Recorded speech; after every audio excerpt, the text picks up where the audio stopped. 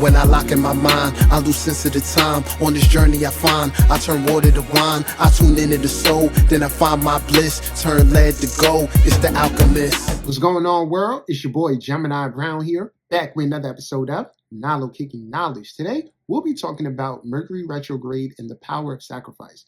Why this can be a great time to invoke the energy of sacrifice to realign yourself. So, let's get into it.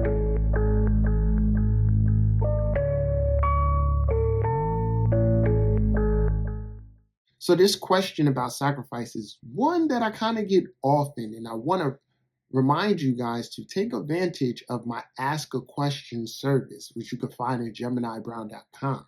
The spiritual journey is all about following your curiosity, which in another sense can be your intuition, seeing where that leads you.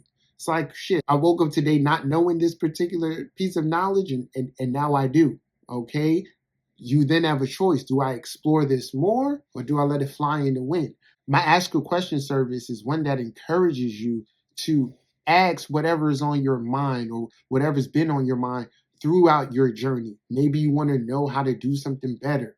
It doesn't always have to apply to astrology. But one question I've received in different forms is kind of like, what do I need to give up right now or sacrifice in order to get where I need to be? That's a great question, which you can really be given individual advice on what to do is best for you. So that's one of the first things we want to get out the way with sacrifice, that sacrifices aren't going to have the same effect for everybody because it's kind of contingent on what it is that you're sacrificing. The next part I want to make you aware of is that at some point on your journey, when you discovered astrology, unconsciously sacrificed some other mental interest or thing that was taking up space in order to make room to house your astrological knowledge. Because remember, astrology is a language. It is a language indeed. And the more you know it, the more your mind adapts to that knowing. And all my students know I want to have your mind as a personal astrological calculator. So you know your directions no matter where you are, what time of day, whatever. Okay? So sacrifice is always going on. It's always occurring. So when you tune into how to use it, and particularly how to use it for yourself, start to see the magic. So let's get into the definition. What is the definition of sacrifice? And you know me being me, a wordsmith lyricist. The human language is fascinating, but then there's English, and then there's how things adapt, and then there's the modern age with the internet and everything. And we're in a time where we may think we know things, but we may not actually know them to the degree that we need to. So if I asked 5 to 10 people, what is your definition of sacrifice? Remember, it would be their definition. It would be like giving something up. Right? And then others will probably say giving up something to receive something back, right? So everyone has part of the true truth. But sacrifice in definition actually is a religious act. It is an offering, whether it be food or a human life, blood, whatever, to a god or supernatural force, in hopes of receiving. Now, how my Gemini mind works is like, oh, okay, so it's like an ATM. It's like spirit from the universe, ATM. It's like, yo, I need something out of here. But your bank card or whatever you're going to deposit in, that is ultimately going to be the sacrifice. Now, so let me not get off track here. It's ultimately going to be the sacrifice. So when you're thinking with the understanding that, all right, by me giving this thing up or depositing it to the universe, I'm going to receive something back. So sacrifice is a great way to focus your intention upon things you want to manifest. The thing that'll help you within this process is learning that nothing ever comes as we exactly imagine. It can in certain instances, but we never fully know exactly what we need. We're basically going off of what we want. But when we align right, the universe gives a healthy blend. And then it's on you to use this to recognize what's what. Okay? So putting into the universe, and that putting in is a giving up. And then the universe is responding back.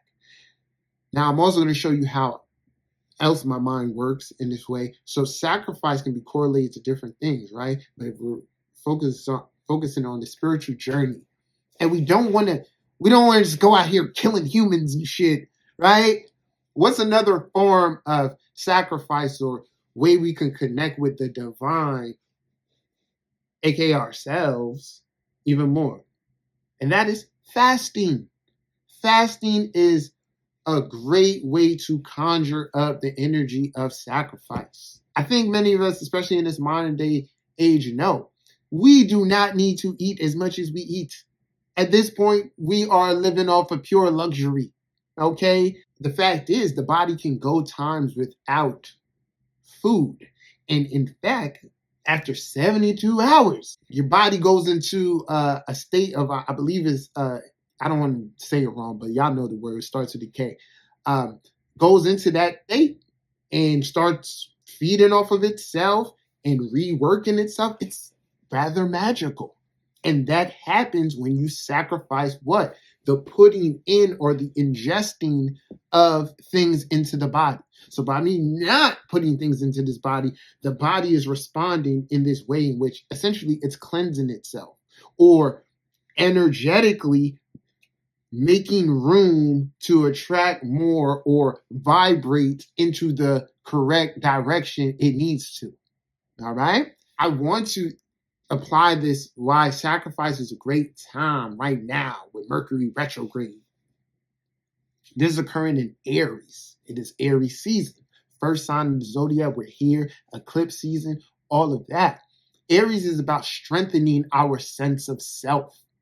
It's the original first house, which corresponds to the physical vessel. Mercury is our mental, how we communicate, our intelligence, right? Our adaptability. People look at retrogrades a lot of different ways, and we got to stop with the perceived negative hoopla. Shit is going to happen, but stay focused on how I can take advantage of the moment.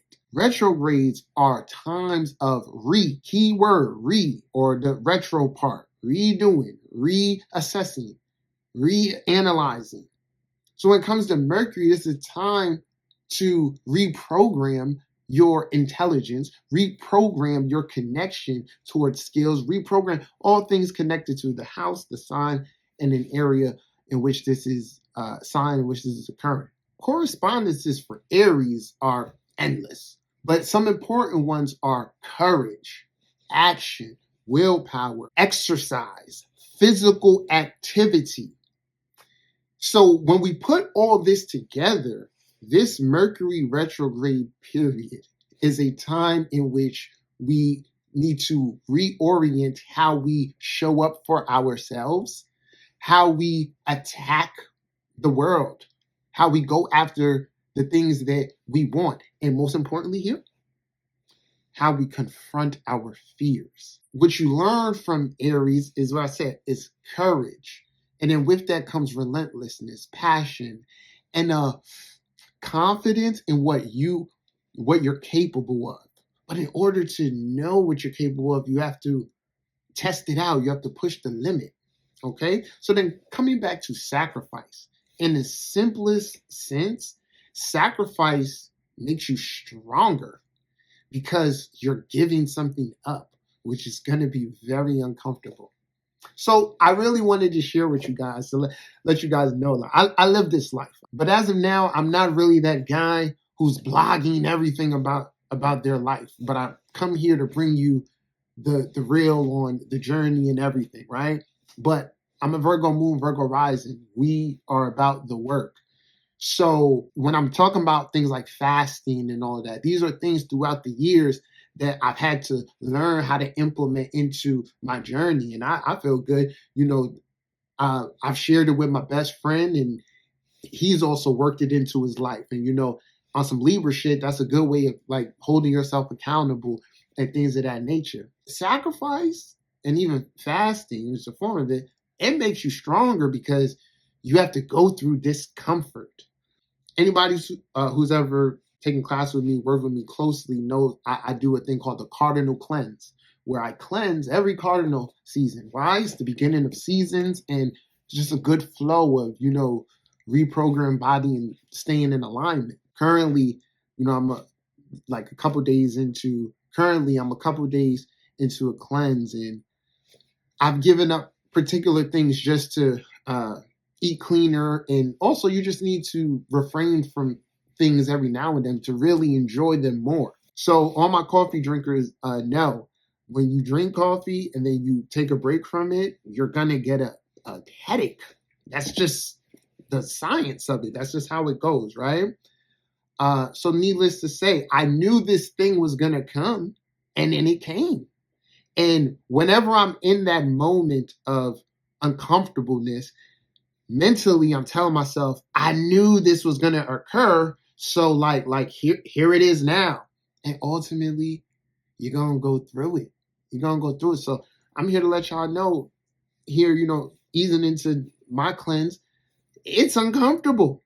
And a few hours ago, I was going through it, right? But the key thing is I got through it, and I'm continuing with my will, right? Because I know it's going to pay dividends. I know what I'm working towards, all of that.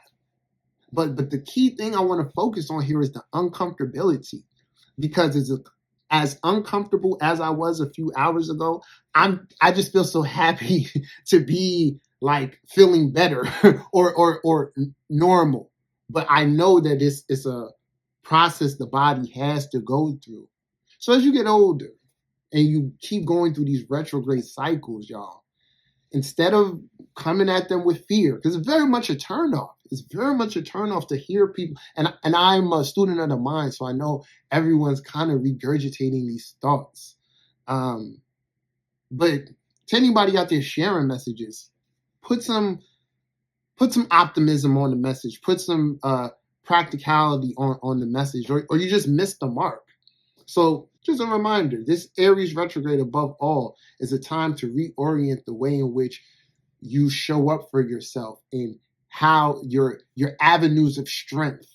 Okay, it's a time to build the building blocks of yourself again in new ways, or going over old things to, like I said, strengthen them up. By the time the retrograde is done, you should be showing up for yourself in a more conscious, courageous, passionate way.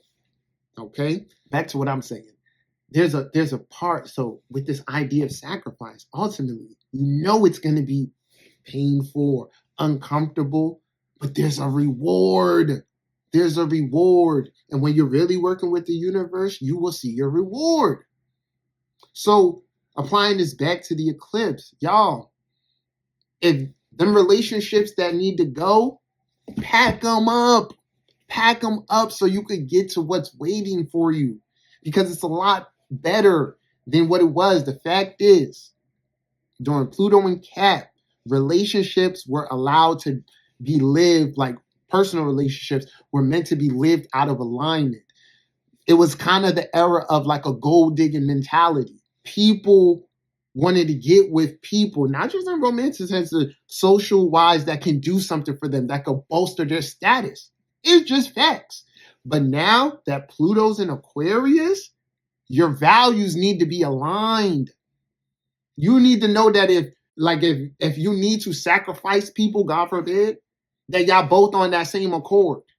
And it's not like you think we're going to sacrifice bunnies, but the person you was ready to sacrifice you. Real shit, y'all. So even on my journey now, this year, I've sacrificed social media. And for my thinking and as a creative, I know that it's lending so many more benefits. So I also encourage you guys to just get real about how your mind works, how the influence of these new things are affecting you. And I encourage you to get to where you're supported, get to where you feel aligned, because the positive energies are out there, but they do require what we're talking about here, sacrifice. All right. So this is my episode for today. I hope you guys enjoyed. Like I said, feel free to check out my website, GeminiBrown.com. I got a whole host of services. We have the ancestral astrology courses still going on. Reach out if you're interested in that. If you need a reading, holla at me. Check out my book, Astrology of the Matrix. Till next time, peace.